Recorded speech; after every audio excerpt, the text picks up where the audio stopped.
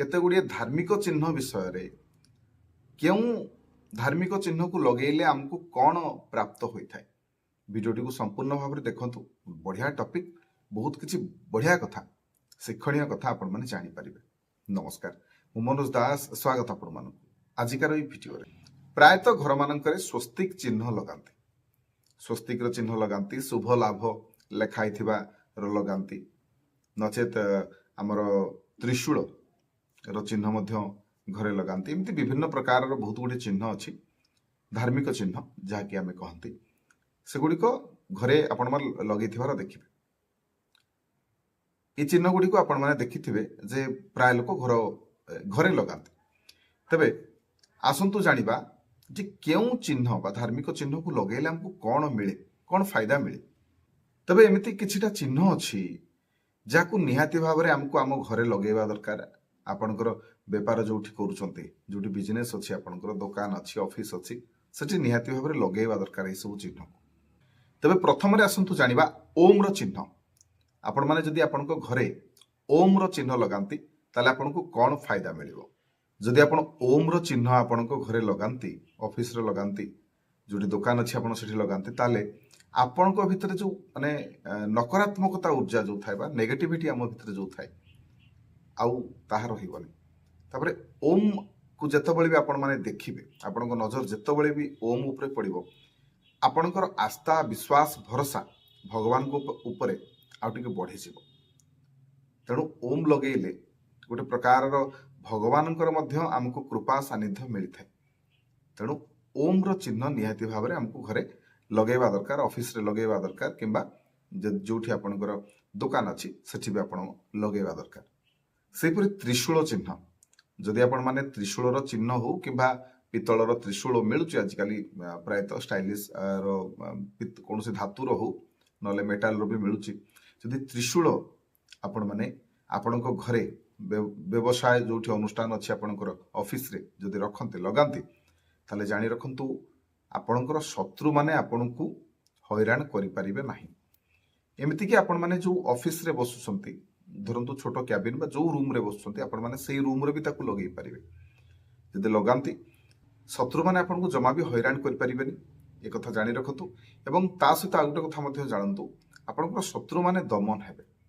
सेपरि स्वस्तिक रो चिन्ह जदि आपण आपणको घरे लगांती, ऑफिस रे लगांती, किंबा जोठी आपणको दुकान अछि सेठी लगांती, ताले जानि रखंतु आपणकर धन वृद्धि हबो। माँ लक्ष्मींकर कृपा सहित समस्त देवादेवी मानकर कृपा कल्याण आपणको मिलिबो। सेपरि जदि आपण माने आपणको घरे प्रतिदिन कलश बसेबे ना, ताहले आपणको घरे सुख समृद्धिर वास हबो। आपणको घरे जो नकारात्मकता थिबो से सबु दूरेई जिवो। सेपरि आपण जदि आपणको घरे पद्म फूल रखिबे, जदि सज पद्म फूल माने सतरे जदि पद्म फूल पांते, ताहले भी आपण रखि परिबे, रखिले भलो। नचेत जदि पद्म फूलर कौन चित्र माँ लक्ष्मी सहित थिबो, ताकू भी आपणको घरे आपण जदि रखंती, ताहले मध्य एहा आपणको शुभ फल देइथाय। नचेत खाली पद्म फूलर चित्र भी आपण माने घरे रखि परिबे, एहा मध्य आपणको पय शुभकारक साब्यस्त हबो। सेपरि शंख, शंख तो आम समस्त घरे निहाती भाव में रहिबा दरकार। रहिले कौन हबो, शंख रखिले आमे जेतबेले पूजा करिबा शंख बजेबा। शंख बजेले कौन हुए ना, शंखर ध्वनि रे जीवाणु माने मध्य नष्ट हो जाइथांती। ता सहित शंख बजेबा जो पर्यंत शंखर शब्द शुभिबो, तार ध्वनि शुभिबो, से पर्यंत भूत प्रेत ये माने और रहिबेनी।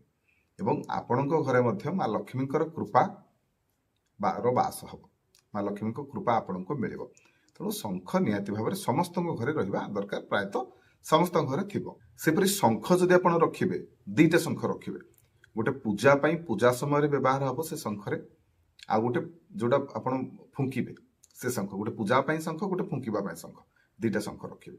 जदि एमती रखंती शंख जदि आपणको घरे रहिबो, ताले जानि रखंतु आपणको घरे सुख समृद्धि तो वास हबो, लग्जरियस लाइफ आपणको निहाती भाव में प्राप्त हबो। पैसा बा धन निहाती भाव में धनर आगमन हबो, आपणको माने कहबा गले इनकम आपणकर बढ़िबो। तबे जानि रखंतु खाली शंख को घरे रखिले हबनी, तार व्यवहार मध्य करिबा दरकार। ସେପରି ସନ୍ଧ୍ୟା ସମୟରେ ଯଦି ଦୀପ ଆପଣଙ୍କ ଘରର ମୁଖ୍ୟ ଦ୍ୱାରରେ ଆପଣ ଜଳେଇବେ ନା, ଠାକୁର ଘର ତ ଜଳଉଥିବେ, କିନ୍ତୁ ଯଦି ମୁଖ୍ୟ ଦ୍ୱାରରେ ଆପଣ ମାନେ ଦୀପ ଜଳାନ୍ତି ତାହେଲେ ଯାହା ବି ନକାରାତ୍ମକତା ଆମ ଘରକୁ ଆସିବାର ଥିବ, କିଛି ନକାରାତ୍ମକତାର ପ୍ରବେଶ ଯଦି ହଉଥିବ ଆଉ ହୋଇପାରିବ ନାହିଁ। ଆଉ ଗୋଟେ କଣ ହବନି ନା, ଯେମିତି ପ୍ରାୟତଃ ଲୋକମାନେ ଈର୍ଷା କରନ୍ତି କେମିତି ଆପଣଙ୍କର ଅଶୁଭ ହଉ ଅମଙ୍ଗଳ ହଉ, ସେଇଆ ହିଁ ଚିନ୍ତା କରନ୍ତି। ତେଣୁ ସନ୍ଧ୍ୟା ସମୟରେ ମୁଖ୍ୟ ଦ୍ୱାରରେ ଯଦି ଆପଣ ଦୀପଟିଏ ଜାଳିବେ, ଘିଅ ଦୀପ ହଉ ତେଲର ଦୀପ ହଉ, ଯଦି ଦୀପଟିଏ ଜାଳିବେ, ଆଲୋକିତ କରିବେ ସେ ଜାଗାକୁ, ତାହେଲେ ନଜର ଦୋଷରୁ ମଧ୍ୟ ଆପଣଙ୍କୁ ମୁକ୍ତି ମିଳିବ।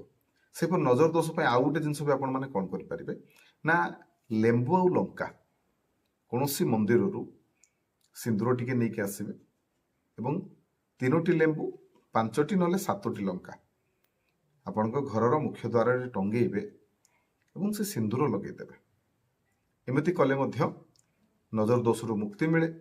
ଯାହା ବି ଆପଣଙ୍କ ଉପରେ କିଛିଟା ଲୋକଙ୍କର ଯୋଉ ଈର୍ଷା ଭାବ ଯାହା ବି ଥିବ, ତାହା ଯାହା ବି ସେମାନେ ଚେଷ୍ଟା କରିବେ ଆପଣଙ୍କୁ କିଛି ହଇରାଣ କରିବା ପାଇଁ, ଆପଣଙ୍କୁ ଅସୁବିଧାରେ ପକେଇବା ପାଇଁ, ଯାହା ବି ମନ୍ଦ ପାଞ୍ଚୁଥିବେ ଆପଣଙ୍କର, ଆଉ ସେମାନେ କିଛି କରିପାରିବେ ନାହିଁ। ସେପରି ଆଉ ଗୋଟେ କାମ କଣ ନା, କୌଣସି ମନ୍ଦିରରୁ ସିନ୍ଦୁରଟିଏ ନେଇଯିବେ, କୌଣସି ମନ୍ଦିରରେ ଟିକେ ପୂଜା କରିକି ସେ ସିନ୍ଦୁର ନେଇକି ଆସିବେ ଏବଂ ସେ ସିନ୍ଦୁରରେ ସୋରିଷ ତେଲ ମିଶାଇ ଦେବେ, ଗୋଳେଇ ଦେବେ।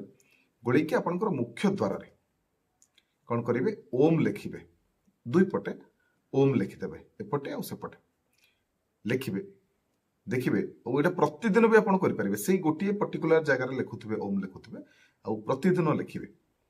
ଯଦି ବି ଲେଖନ୍ତି, ଏହା ମଧ୍ୟ ନଜର ଦୋଷରୁ ଆପଣଙ୍କୁ ବଞ୍ଚେଇଥାଏ, ବହୁତ ପ୍ରକାରର ନକାରାତ୍ମକତାରୁ ଆପଣଙ୍କୁ ବଞ୍ଚେଇଥାଏ। ତେଣୁ ଏଇ କାମଟି ମଧ୍ୟ କରିବେ। ସେହିପରି ଯଦି ଆପଣମାନେ ଆପଣଙ୍କ ଘରେ ରୂପାର ମାଛ ରଖିବେ, ରୂପାର ସିଲଭର ମାଛ ରଖିବେ, ତାହେଲେ ମଧ୍ୟ ମା ଲକ୍ଷ୍ମୀଙ୍କର କୃପା ଆପଣଙ୍କୁ ପ୍ରାପ୍ତ ହେବ। ଏମିତି ବି ଯୋଉ ଆକ୍ୱାରିୟମରେ ଆପଣମାନେ ମାଛ ରଖିପାରିବେ, ଘରେ ପ୍ରାୟତଃ ଏବେ ରଖୁଛନ୍ତି, ଆପଣ ରୂପାର ମାଛ ରଖନ୍ତୁ, ଏହା ଆପଣଙ୍କୁ ସୁଖ ସମୃଦ୍ଧି ଆଣିଦେବ।